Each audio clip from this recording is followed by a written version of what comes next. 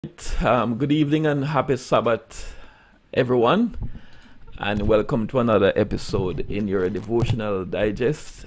I'm your host, Pastor Damian Chambers, and again this evening we have, as promised, a very important and interesting discussion about how to deal with hurt.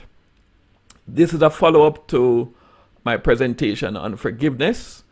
And as I mentioned, I'm not a psychologist, so I'm bringing on the experts. This evening we have two experts with us. So I'll introduce them shortly as soon as we get our montage in, and we'll get started in a second. So please take time to share the link with somebody, invite them to come on, and it promises to be a blessing.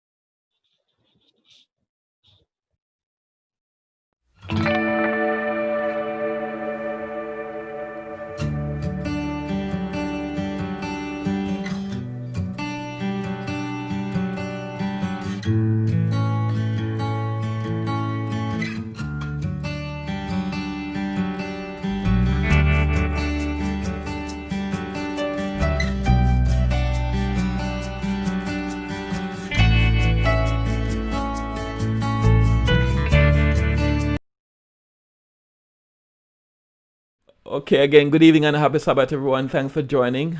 As I mentioned, I'm your host, Pastor Damian Chambers. And this evening, we're talking about dealing with hurt. As I mentioned earlier, it's a follow up to our presentation on forgiveness. Of course, there are some situations that we can deal with by just having a confrontation and we talk with a person and we get over it. But there are some that for some reason or the other is beyond your capability and what is possible with you. So this evening I've joined with me two professionals who will help me to understand how to deal with emotional hurt. First I have Dr. Grace Kelly, and I also have Dr. Marlon Robinson. Greetings, Dr. Kelly.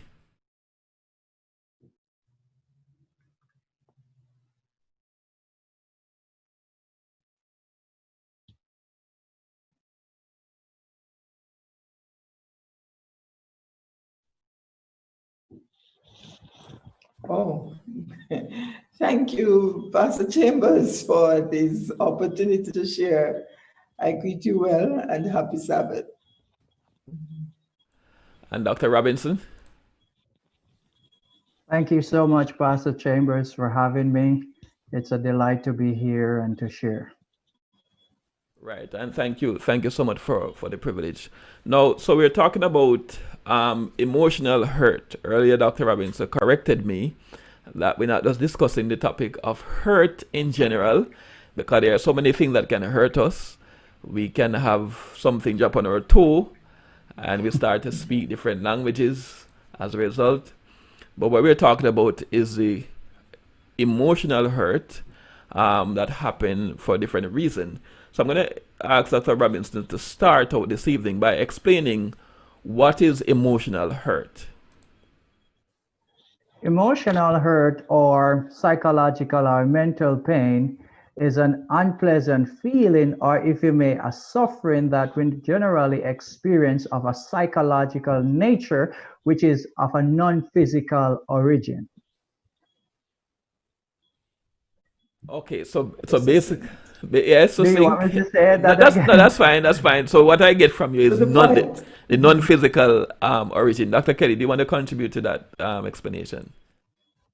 No, I'm just saying straight to the point. It's a hurt that is not physical. It's originated from non-physical impact or challenges that one may experience. Right. So now we are talking about those hurt that can cripple one's usefulness in life. Those hurt that can cause you not to want to get married, not to want to have children, not to want to become a Christian and get baptized because of a hurt that you're carrying for your life or the rest of your life. Dr. Kelly, what are some of the sources that can cause this type of deep-seated emotional hurt? Well, as was mentioned, the emotional hurt is some non-physical origin. And just to add just a little bit more, it could be as a result of pain or distress that results from other person's action, or it may also be something that has happened in the past that caused regret or something for which you are grieving over. And one pioneer in the field of suicidology mentioned that that kind of hurt is a result, or it focuses on how much you are hurting as a human being. And that hurt comes from grief or loss, it comes from regret, it comes from underlying mental health conditions, and sometimes depression and anxiety. So those are some of the cause of it. And the regret could come from having been in a relationship, perhaps a married relationship, and there is divorce. Having been in this relationship where you think that, oh, it was or should have been a bed of roses, but then it turned out to be extremely abusive, and the inflicting of the emotional pain pushes one to the point of depression and regret and anxiety. You mentioned the matter of abuse. Just before we get into the abuse, Dr. Marlon, do you want to add to that response about the source of this type of emotional hurt? In addition to what Dr. Kelly says, for example, it could be betrayal, abandonment by parents, it could be heartbreak, it could be rape, abuse, infidelity, and so forth. Rape. Um, it's abuse, sexual abuse by a parent. I've been in a situation where I'm not even going to mention the type of abuse, where a lady was having this experience from years ago, 18, 20 years ago, but it was still affecting her to the point where she couldn't make a decision to accept Christ and to be baptized because of the person who abused. What are some types of abuse that takes place within the family? I Dr. Kelly. almost say Dr. Yes. Chambers. Before we move on to the types, I heard you said something now, and I think it's something Dr. Robinson may agree that we should expand a little on. There are some deep-seated pain and hurt that happens to people. People of power normally are the ones who abuse others. And I have dealt with many cases across the universe, put it that way. So nobody can identify. And I've seen where persons refuse to give their life to Christ because it was an abuse of the pastor who abused them when they were younger, or elders in the church. And I hasten to point this out because it appears as if there is too much of that happening. And when people are locked in by pain, when pain grips them, it's worse than physical pain, because at least if you get a cut, you could see the cut, you could clean the cut, you could dress the cut. But when you're hurt emotionally, you can't see it. It's not visible to the eye. accepting that the signs and of the emotional suffering will come out, whether it be the personality change, whether it be agitation, withdrawal, the lack of self-care, or a sense of hopelessness. It's only when those things happen that people can see it. So I just thought it was important to mention that. Dr. Robinson. Sure. If I may chime in here, Pastor Chambers, um, when those who are supposed to be protecting you are the ones who are abusing you, that's of a different category altogether. And so the impact is normally is very severe. And so we want to make sure that, again, just to piggyback on the abuse, there could be physical, sexual, verbal, neglect, financial, and spiritual. And in the case where Dr. Kelly mentioned, that will be the abuse of spiritual powers or spiritual authority. And so it's really deep seated when the protector is the abuser. Yeah, that is so very important that Dr. Kelly mentioned earlier. And you hinted at and that when the power person begin to abuse and coming to a marriage relationship, because we dealt with marriage last week. A husband who is the sole breadwinner, so he might have all the money, and he can use that to be abusive towards the wife, or the wife is making all the money and so on. So rightly pointed out the power play person. Again, the parent to the child as power play. You mentioned earlier the pastor to the member. So Teacher, student. teacher, student. Yeah, that's Those are the type we're and talking about. boss. Boss, yes, em- employee. Mhm. Right. So as I said, last time we dealt with the whole matter of forgiveness, and we dealt with it on the basis of peers. You do me something, and I have confidence enough to come and approach you and to say, listen, man, what you did wasn't right. But in these situations, we are obviously seeing a situation where it's not equals. The abused doesn't have the power or the opportunity to confront the abuser. And it's interesting, I believe this is providential, that the church is talking about end it now as we speak. I think between this last week's Sabbath and this Sabbath, we're focusing on end it now. So we looked at the different types of abuse. If I may chime in, Pastor Chambers, in addition to is that the individual is normally powerless against these authority figures, and in fact, if the person tried to mount a complaint, a lot of times that system of reporting is shut down, and the person is less likely to be believed. Yes, you're so right. And there are serious repercussions to it. It could be, that the professor might deduct points. It could be that the employee might be reprimanded. It could be so many things. Yes. Right. Somebody is asking, we're going to come to it.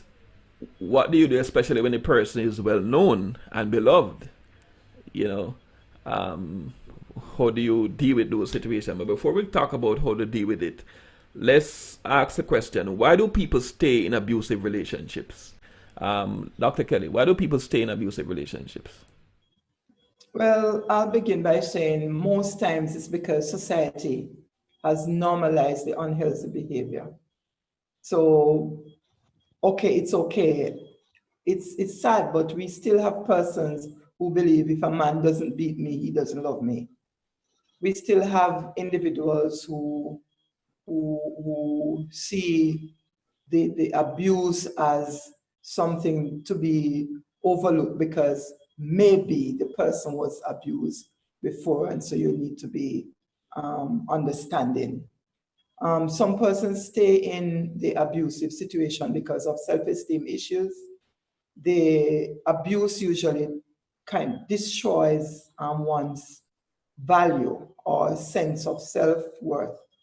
And so because of that, the lack of self-esteem, they do not feel that, okay, well, I am valuable enough to not deserve this. Another thing is fear of how the abuser or the family or the church or the community will react if they were to speak out. That is normally one of the biggest things, the fear of Dr. Robinson mentioned about the repercussion. What is it that will happen to me if I were to talk? The persons may want to stay in the abusive relationship because of the life they've had with the individual. When they got married or when they were dating, they had a good life. They probably had a good partial marriage. They have some lovely children, and they have lovely good friends or mutual friends. So those kinds of things. And the cycle of abuse is also one of the most prominent things that I believe Dr. Robinson may agree on. The cycle of abuse, after every abuse, there is a forgiveness thing, the honeymoon, they go back into a.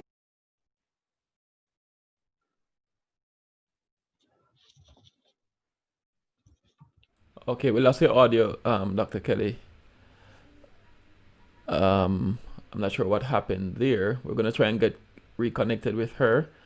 But in the meantime, Dr. Robinson, can you help in responding to that question? Why do persons stay in abusive relationships? A lot of times you find out that the abuser is normally a manipulator, very good in manipulating. And so what the abuser does is that the abuser, let me rephrase that, because the abuser can be anyone. It can be a male, it can be a female. It does not have no respect for political affiliations, no respect for profession, whatever. So the abuser is generally manipulative. And so what that does, the abuser tend to isolate you from your social support system.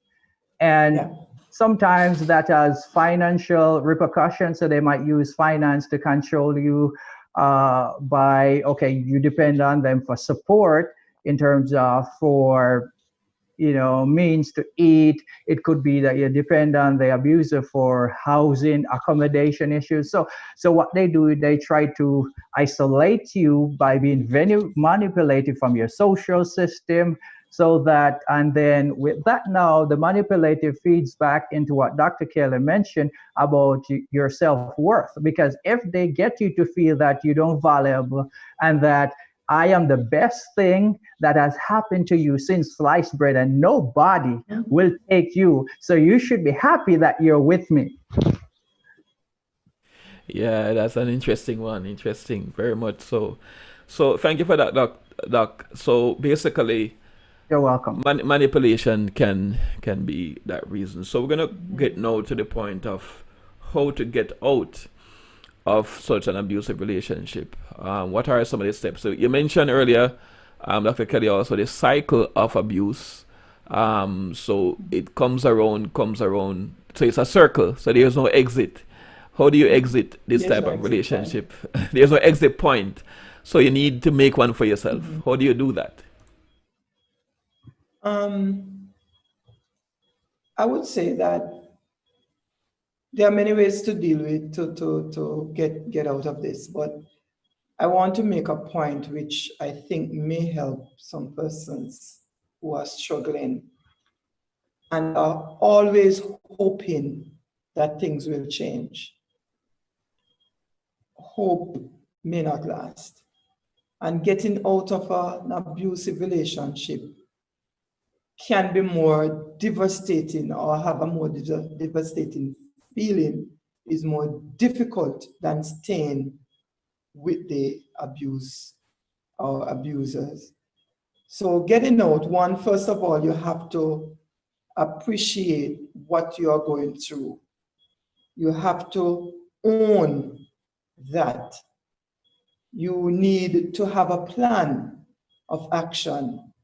You need to have a place of safety that you're, when you move out, where you can go, you need to have a very small circle of support persons who will be able to help you to get back on your feet in the event that you are leaving your sustenance behind. You need to have your mind, as it were, it's almost like you have to go through a whole process of cognitive reconstruction to say, I am not to be blamed for this. I deserve better.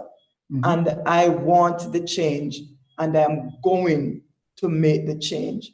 And with your plan of action, connecting with the right person, whether it be legal professionals or whether it be counseling support, whatever it is that you need, make sure that you have that. And then you make the bold step and get out. Thank you so much for that. Before I go to Dr. Robinson, let me say a happy Sabbath. Let me take time to greet and to welcome all our listeners and viewers. Happy Sabbath, Barbara, Marjorie, Shelley, and Colette. Happy Sabbath, my friend, Pastor John Scott. Happy Sabbath, Millicent, and Christian Forrest. We have not forgotten your Christian. Happy Sabbath, Steve King. And welcome. We are dealing with the matter of hurt, dealing with hurt. Those hurt that are not just the common conflict resolution that we go through every day, but those hurt that are produced from abuse, physical, sexual, financial abuse, and how we overcome that. All right. And we're at the point where we're talking about how to get out of the abusive relationship, because before healing can take place, you have to come out of that cycle of abuse, which of course we won't have time to cover the entire thing about defining the cycle, but any presentation you listen to on abuse, you'll know about that cycle where the abuser does what he or she is doing, then you have the honeymoon stage and so on. And it's like there's a sense of hope, window that gives you hope, and then it goes back into that damaging cycle. So, Dr. Robinson, your take on how we get out of the abusive relationship? First of all, we need to recognize that abuse is a learned behavior. And to get out of that, it has to be unlearned. And that comes with psychological help. So just wishing that it will go away, that's wishful thinking. So first of all, I must say that before I say how, then we have to realize that there are lots of negative health outcomes related to ignoring the emotional hurt related to that. So first of all, the negative health comes related to ignoring emotional hurt is show of temper, such as anger or rage. It weakens your immune system. You have poorer sleep quality, depression, destructive acts of self-harm like substance abuse and substance use, promiscuous behavior and cutting, and even suicidal ideation. So when you realize that there is a negative health outcome related to abuse, then that should be additional motivation to want to get out. So first of all, to get out of any abusive situation, you have to realize that first and foremost that you're in one. If there is no realization, then there will be no coming out or no getting out. So that's the first and foremost. You have to realize, make the decision to leave the relationship. And this is very important. You have to make the decision, and you have to be firm on it. Because if you're ambivalent on this decision, you can cause yourself to get hurt and others who are trying to help you to get hurt. So you have to make sure that you're firm, that your mind is made up and no turning back, as the song says. Dr. Kelly mentioned a safe plan. Have someone with you when you're leaving.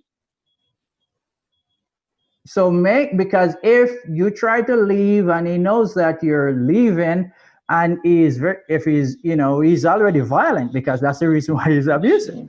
So you want to make sure, and if you realize that your safety is at risk, make sure you get the police to be there when you're leaving. Again, you want to be firm on the plan to leave. Be firm, because you can put yourself and others at risk. Also, you want to make sure, Dr. Kelly mentioned this, connect with your social system, because that's what the abuser is trying to do most, to isolate you from that social support. So by getting that social support, in other words, you kind of give yourself a buffer to some extent. Mm-hmm. And may I add, Doc, before Pastor comes back on, sure. may I add, never make a public announcement and threaten the person that you're going to leave. And it's also safe if you can plan months ahead, weeks ahead. Take some of your valuables, take some clothing, take stuff little by little so that it's not obvious. Have your passport, your documents, all of those kind of stuff, birth certificates, have them put together in a place so that if when you are leaving, you could just leave as if you're going to work or you're going to visit someone across the street. You do not leave with a suitcase and having a truck come to take all the furniture and all of that. You just leave as a normal everyday activity and just don't return. You know, it's interesting what Dr. Marlon said and what you both of you were saying about how to leave and all that. I came to get a little glimpse of what abusive situations can be, as Dr. Marlon says, that you can put yourself and others in danger. When, as a neighbor somewhere in the world, I tried to be a good neighbor by calling the police, and I was taken aback at the police's lukewarm response. You know, and when the police explains that, listen, I can't get involved in that situation so easily because persons can come to the police station and make a different statement as to what exactly is happening. You know, so this is really a serious situation. If you're in an abusive situation, it takes effort, and that's why I'm bringing on the experts. I'm sure there is more that they would say on an individual level, depending on the case, on a case-by-case basis, because even in explaining, they have to be using a particular case. But there are so many varied variables in different cases. Right. For example, the one that is asked on the channel, what if the person is someone in prominence, somebody who is well loved? You know, how do you deal with that? Are you throwing that out for us to answer right now? Hello? Yes, Dr. Marlon. How do you deal with the situation if somebody is beloved, well known, and loved by everybody else? Sure. So first and foremost, you have to realize that that abuse is in violation of the image of God. And it doesn't matter who that person is. The very fact that person is violating the image of God, where God says, you know, I have endowed you with all these things. And so first and foremost, you have to realize that this person is messing with the property of God. And it doesn't matter who that person is, because he's messing or she's messing with the property of God. I'm going to seek redress. And may I say that sometimes you might have to even take it outside of the organization that you're in and go to the legal people. I know that is kind of strong because sometimes those organizational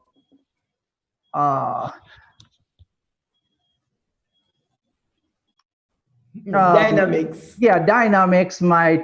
might restrict you so much. And so I'm saying that you just have to think carefully, but make sure you get some counseling. Talk to somebody who knows about the ins and outs, who you can trust. And it's very important that you have somebody you can trust. And you can seek like a marriage and family therapist, a psychologist, a counselor. Talk to somebody. And so then they will able to help you to get to the people who might be better able to help you with because there are so many nuances in these cases and so many different ways that these things are manifested. So you want to make sure first and foremost that you realize that it's wrong. and then you take action. I appreciate the point, the perspective you took it from. What I get from you is that you now have to revalue yourself in your own eyes. It is you're the image, made in the image of God. This is God's property. And Correct. you cannot permit somebody to continue abusing God's property. I think Correct. the value that you place on yourself, because of course after going through so many abuse, a person would definitely would have lost a sense of their worth and their value. All right, so finally, again, the program was not about abuse, but we had to define it. We had to establish what it is before we can move now to the part that we're focusing on. Life after abuse. How do we experience healing? How do we forgive the abuser?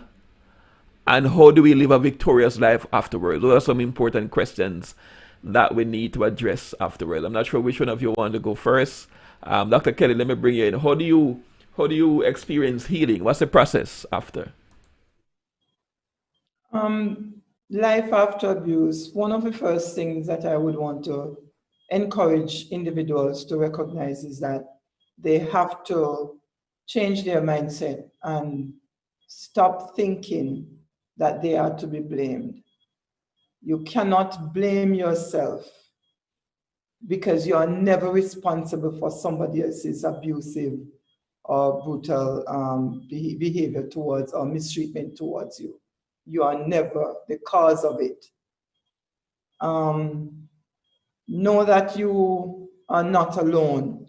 And I'm not talking about not alone in the sense that there are so many other people that are being abused. You are not alone because there are people who are there who want to help, but they can't help you, as the song says, lean on me. If they don't know, they can't help. So people are there who will help, who will provide support. The first step in healing is, again, acknowledgement of the pain and be willing to go through the pain, be willing to experience the pain so that you can experience the healing. You have to appreciate the fact that the abuse didn't just happen overnight, a one-time situation, because I'm sure we would want to help the listeners to appreciate that if somebody just snap you, maybe inadvertently hit you on your shoulder, don't cry abuse, abuse, abuse. And if it is that you had what they say teeth and tongue meeting in the marriage relationship, don't cry abuse, abuse, abuse, and go pay $2 and is it $299 to get a divorce, even without the people knowing.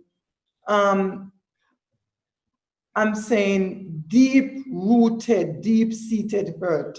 Dr. Robinson said it well earlier. Some people may need psychological or psychiatric care to get through the pain that are deep seated. Counseling may not be the appropriate solution for your situation. But importantly, if you seek the right kind of help and you get the treatment, you are going to now place a value on yourself or reclaim yourself, rejuvenate yourself, and start living a life as God intended for you originally. You deserve to be saved. You deserve to be happy. You deserve to be loved. You deserve to be treated with respect. And knowing that will push you a far way ahead after you have gotten out of the situation and you are now um, reintegrating into a sense of a new normal life. I appreciate what you said about not blaming yourself. because that's so easy to do, to think that you are the one who caused it on yourself, and so on. Before I go ask a different scenario, let me ask Dr. Robinson to respond to that question. How do you get healing after a life of abuse? How do you move forward? I would say that, first of all, just like how physical pain is to medical doctor, psychological distress is to psychological help or psychological services. And so when you're feeling pain of a physical nature, you seek out the medical doctor. And just the same way, when you're experiencing psychological pain, like emotional pain or hurt, then you want to make sure you seek out the help of a psychological professional. There are some other strategies that you can use. One, you can sweat it out. So you make sure you exercise, because what exercise does is that it releases endorphins and serotonin, and those are, endorphin is the happy hormone, so that will help you with getting back hope and mood and stabilizer and so forth. Next one, you cry it out. It hurts. Crying is also a way that you relieve those emotions. So cry it out. It's okay to cry because you have been hurt, you have been wrong, you have been treated unkindly. So cry it out. Next one, you want to make sure you pee it out. I know some people might not like that one, but that's the reality. So drink lots of water and flush out your system, as it were, as a symbol that you're flushing that way of lifestyle out. And by doing that, it will rejuvenate you. Next one, you want to practice like deep breathing.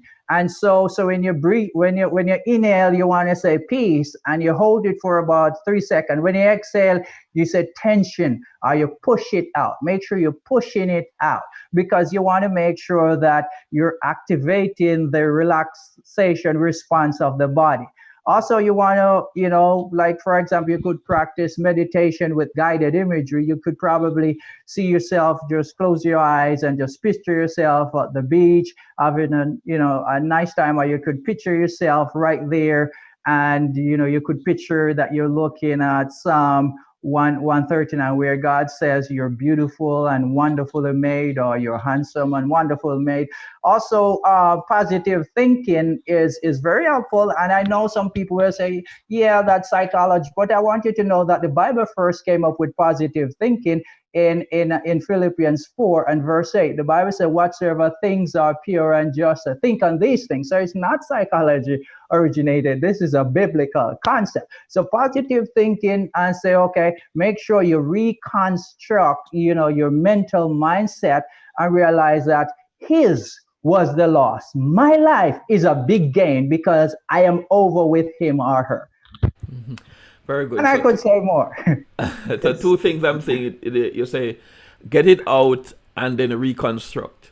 So sweat it out, cry it out, pee it out, breathe it out. And I could give you more. You could journal it out too. Yes. Where you take time and just write how you feel and just express yourself and just write. Because what that is doing, it's giving you an outlet to get out those emotions, to express them. And the more you express them, you make meaning. You're making meaning along the way. And you could have a ceremony at the end where you burn it and say, this is a symbol that it's behind me and I'm looking forward. Not that every now and again you won't be bothered by it. It sometimes is a lifelong process, but it's behind me. So you're looking forward and moving on and thinking, embracing optimism as you try to take back your life in your own hands. All right. Somebody asked a question on the channel that I'm going to be asking in a little while that says, is out the only way to deal with the abuser and to deal with hurt? Before you just said question, is it possible to forgive the abuser? Is it possible to forgive there? Because we're coming down from the whole matter of forgiveness. The Bible talk about forgive us our debt as we forgive our debtors. Is it possible to forgive our abuser? Dr. Kelly. It's not just possible. It's absolutely necessary for your own mental health. Correct. So it's not just possible to forgive, you must forgive in order to experience true healing. And don't forget that unforgiveness is like drinking poison and expect the person who hurt you to die. You're killing yourself. So you are releasing yourself when you forgive the person. If you don't forgive the person has held you hostage for the rest of your life. Amen. Awesome. And if I may say, just to chime in personally, so this is a personal story. When I was 6, my father abandoned us and he went to another part of the country, and we didn't see him again for the next 9 years. And so psychologically that affected me, behaviorally, academically, self-esteem wise, and I went to the lowest class in each grade for the next 3 years. So I was in 1B, but I went to 2C, 3C, 4C. And so it literally devastated my life. So in other words, my hope was placed on life support because we tend to be hopeless. But he came back and I took exam in grade 5, grade 7, grade 8, just couldn't pass. And he came back for one day when I was in grade 9 with my last chance, a month before I took the exam, and my hope was extubated and I passed. Wow. Interesting, very interesting. So So, that's the power of forgiveness we're talking about right there. It's absolutely necessary for your healing, for your psychological well-being, because these things have physical impact too. So it's not just only because the body, mind, and spirit. If you find yourself that you're not getting through, I would guarantee you that you will not be able to pray effectively. It's going to affect your spiritual life, and you're not going to be able to relate it to God as a loving God. So so, they're all integrated. so from a pastor's perspective, no. What I'm seeing here is that abuse or abusive relationship is a way that Satan is attempting to make it almost impossible for you to live a spiritual life. And I'm speaking from experience now because most of us, all of us, will face some level of abuse or the other in our lives at some point, as you mentioned earlier, Doc. So Satan is trying to make it seems impossible for you to do what Jesus says when he says, forgive us our debt as we forgive our debtors. But as Dr. Kelly said, it is absolutely necessary for your own personal healing that you overcome that. And it appears to me that you need more than human help. You need divine help to overcome those hurt. Absolutely, absolutely. Because to forgive is divine. I mean, humanly speaking, we want to get equal. I want to give it to him or give it to her. But to forgive is divine. And so the reality is we have to depend on God to be able to get us through and to work us through that. And it can be a long and tedious process, but to forgive is truly divine. And we need God's help with that. Yeah, And, yes. and put simply, you cannot, by your own strength, forgive someone who has hurt you so deeply. It has to be God who forgive them through you. Powerful, powerful. So now, as we wrap up, somebody is commenting that they like your comment, Dr. Kelly. Unforgiveness is like drinking poison and expecting the other person to die. We have these two questions. Um, I'm sure you would agree with me. We did make the point the week before last that forgiveness and reconciliation are two different things. So the question, let's get back to the question now as we wrap up. That the person asks, is forgiving or is getting out the only way to deal with the abuser? Dr. Robinson, is getting out the only way to deal with the abuser? No, some people stay, but I don't think that's a good option because you're putting yourself at risk. And some people um, try to get rid of the abuser. Let's put it that way.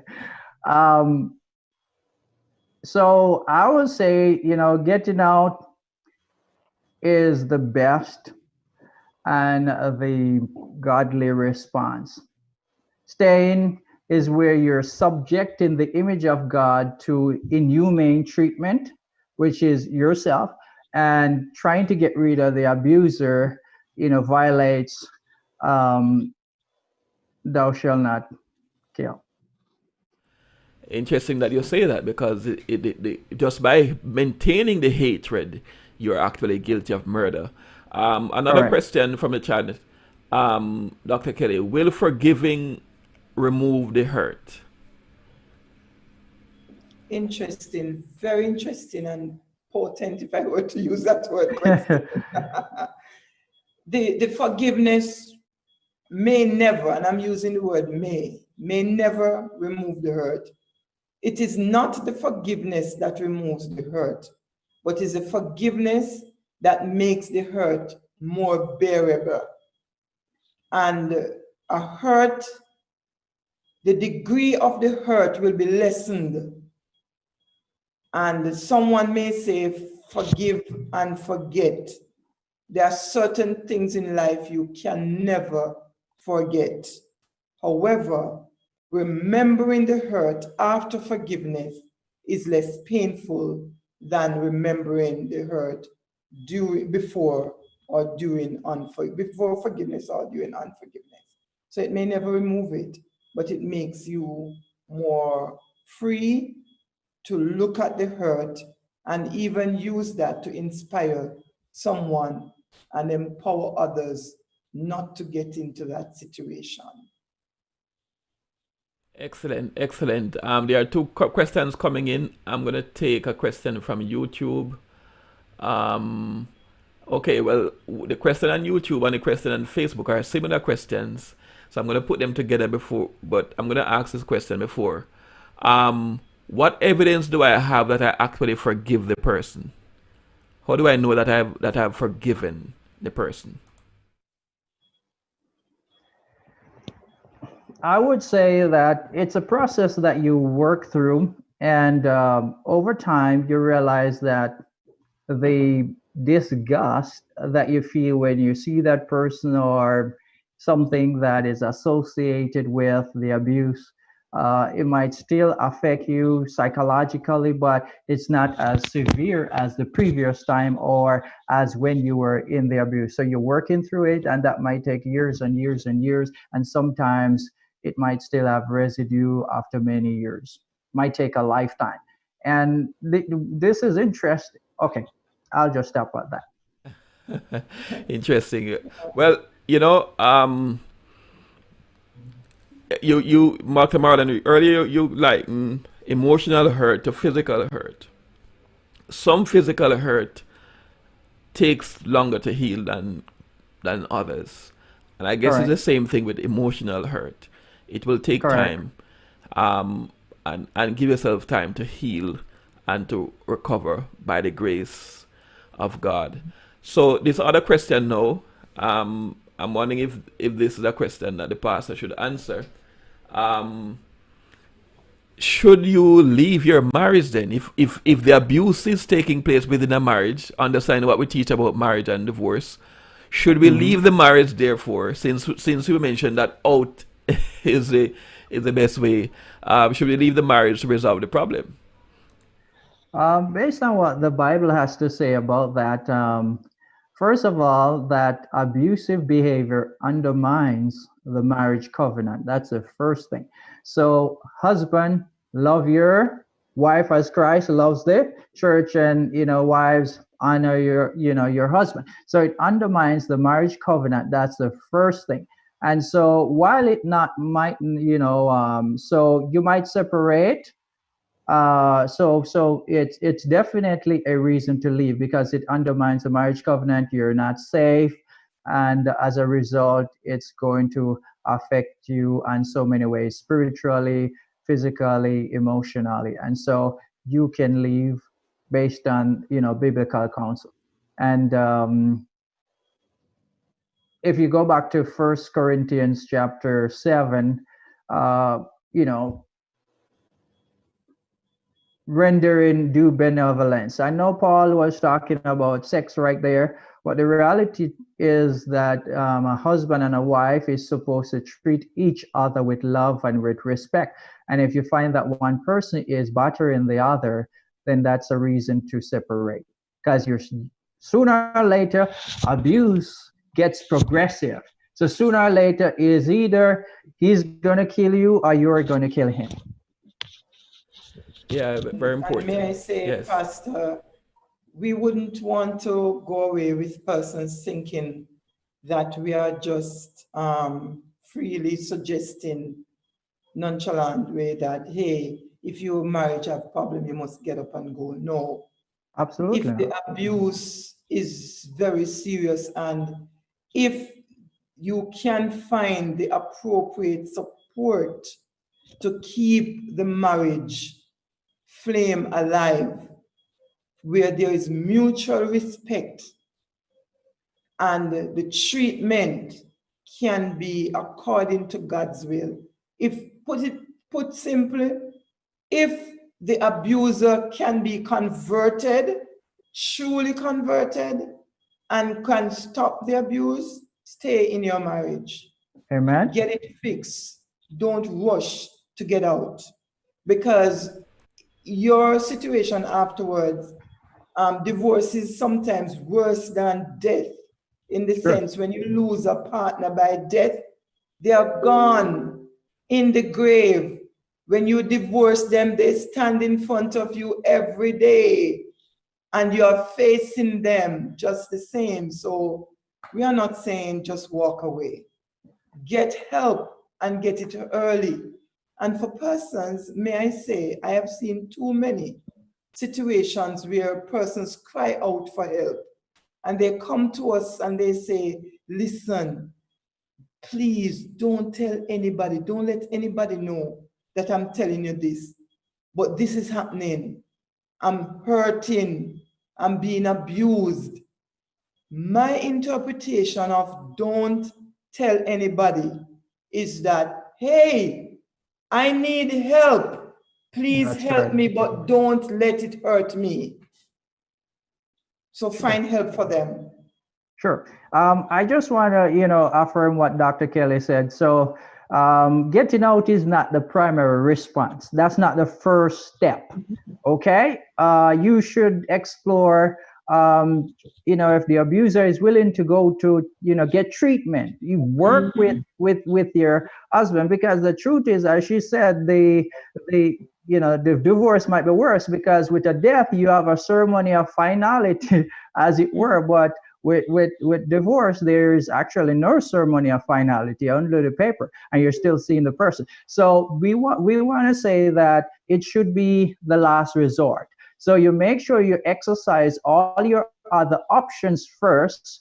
Don't take it lightly though, but exercise all your other options. And if those options are not working, then to protect yourself and to prevent the cycle from continuing, because normally when children witness abuse, they are more likely to become abusers later on. So you want to make sure that you get rid of that disruptive cycle in the home. And if leaving is the only option on the table after you have tried everything else, then go right ahead. Yes, amen. And Pastor Doc, you have answered a question that somebody asked about the concern for the abuser because sometimes the abuser need help themselves. Of course, um, the abuse that we're talking about is more than just a marriage. Of course, we ended up focusing on the marriage for the most part, but you have other situations about spiritual abuse where you have a church leader to Correct. member or the employer to the employee and so on. In those situations, it's easier to leave and to separate, but in a marriage situation, it's That's a right. little more complex. And we're saying That's right. that wherever possible, if there's any hope of recovery, we should seek that out. Of course, there might be need for some form of separation first to give yourself space Yes. and opportunity for dealing with it and the situation and Amen. so on. But thank you, And then dear. also to let the person know the seriousness of the problem. Right, correct, correct. So the person need to be aware. And Kissian, I'm seeing your question, and yes, I will direct message you. The question is, what are the steps to report someone in authority, especially in the faith? We can deal with that question of the air, but the idea is that um, when we talk about forgiveness as pastors, when we preach from the pulpit and talk about forgiveness, it can be more than just one-off hurt and different conflict. People can have deep hurt, and we want it to have the assurance that God is aware of those hurt, and He wants to deal with those hurt just like how we deal with the normal, quote-unquote, normal ones. And He's able. The grace of God is able to bring healing and recovery, no matter because the Bible tells us that He's a healer of broken hearts. He came to heal the brokenhearted, the recovery of sight to the blind. God can recover that situation. Our doctors, our experts tonight have given us that assurance. They have given the steps. If you came on late, the video will be posted afterwards. You can watch it again and see the ideas. So I'm going to be wrapping up now, and I'm going to give you final thoughts from both of you. I'm going to start with Dr. Robinson first. To persons out there right now watching who might be carrying a lingering hurt. Maybe they were raped when they were young. Maybe they were abused by parent or employer, whatever it is. What's your final word to those persons? My final word to those individuals are keep hope alive. The abuse does not dictate your value. You're really valuable. If you were the only person on earth, Jesus Christ would have come and died for you. He created you in His image, and the reality is that you're valuable to Him. So you want to make sure that you know that and keep hope alive, and realize that hope is a thing that's going to get you through. And the thing is, you can live without food for 3 weeks and water for 3 days and oxygen for 3 minutes. But I want to let you know you will not be able to live without hope for a second. So keep hope alive regardless of how tough the situation is. Try to develop that mental toughness where you keep hope alive and say, I'm going to get through this. Thank you for that, Doctor. The key focus is the value yourself, you place on yourself. You're very special to God. You're highly favored. And if you want to see how valuable you are, look at Calvary. Thank you for that, Dr. Amen. Robinson. Dr. Kelly. I endorse that. Self-validation, keep appreciating the progress that you're making, and let go and let God carry you. Let go and let God. He is able. And I am certain that if you embrace the new person, a lot of us are hearing new normal for the first time because of COVID. Similarly, for your life, embrace the new normal. Live free and happy in Jesus, and rest assured that your life, as it was said before, is more valuable than the sparrows, and God, who takes care of them, will take care of you. Amen. Thank you so much, Dr. Grace Kelly, counseling psychologist by profession. No, sorry, help me, my pastor. I'm a counselor, crisis interventionist, and grief. Yes, so you can use all of that, but not counseling psychologists. The counseling psychologists are very protective of their turf. Okay, thanks for the correction. The counselor and intervention specialist. All right, thank you so much. And thank you very much, Dr. Marlon Robinson, my friend, and pastor, and counselor. I have to be careful what I say. I said marriage and family therapist Marriage and family therapist associate. They did an excellent job in addressing the questions. The focus is, just to get back to it, is about forgiveness at the end of the day and spiritual healing. And we're saying that there are some of you might be so hurt that you need help, but God is able to bring about healing. Thank you so much for watching. Thank you for the questions, and thank you for participating. We look forward to having you next week where we do another devotional digest.